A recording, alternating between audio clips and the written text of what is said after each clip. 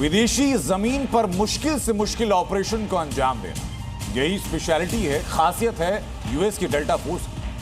America नहीं बल्कि दुनिया की सबसे खतरनाक और सीक्रेट मिलिट्री यूनिट में इसका नाम आता है।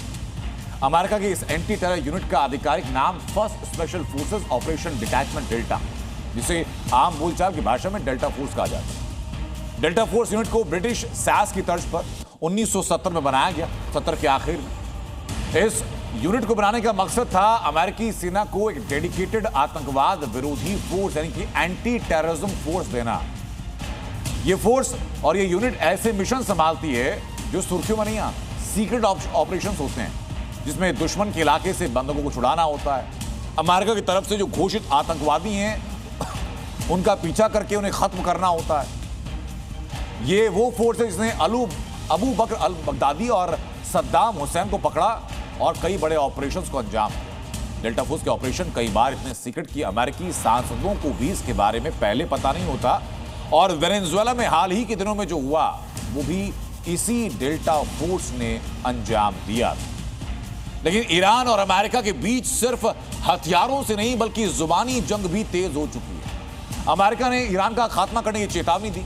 IRGC ने ऐलान किया कि 10 साल तक जंग लड़ेंगे लेकिन झुकेंगे नहीं, यानी खाड़ी में टकराव कुछ दिनों या महीनों का नहीं बल्कि ये जंग कुछ और लंबी भी जा सकती। ईरान को हल्के में लेना शायद अमेरिका को भारी पड़ता दिख रहा है। अमेरिका ने सोचा था कि खामनेई को मारकर वो ईरान को झुका देगा, अपने मन मुताबिक ईरान में सरकार भी बना लेगा, मगर जंग के 11 दिन बाद भी अमेरिका का सपना पूरा होता दिख नहीं रहा। ईरान अब भी युद्ध के मैदान में डटा है, मजबूती से इजराइल और अमेरिका से लड़ रहा है और ट्रंप को खुलकर चुनौती दे रहा है। 10 साल तक लड़ेगा मगर ईरान नहीं झुकेगा। ईरान पर हमले के साथ ही अमेरिका ने कहा था कि ईरान से युद्ध 1-2 दिन नहीं 100 दिनों तक चलने वाला है। लेकिन जब से ईरान में खामनेई का उत्तराधिकारी आया है, ईरान का जोश हाई है और युद्ध की रणनीति भी पूरी तरह से बदल चुकी है। ईरान पहले से ज्यादा मिसाइलों का इस्तेमाल कर रहा है, मिडिल ईस्ट में अमेरिकी पकड़ को कमजोर कर रहा है, खाड़ी देशों को लगातार टारगेट कर रहा है, तेल और गैस डिपो को ज्यादा निशाना बना रहा है और अब तो 1000 किलो वॉरहेड वाले मिसाइल से अटैक की प्लानिंग है। ईरान ने इजराइल और अमेरिका को 2 टूक कह दिया है कि अगर उस पर हमला जारी रहा तो जवाब और ज्यादा खतरनाक होगा, क्योंकि ईरान झुकेगा नहीं।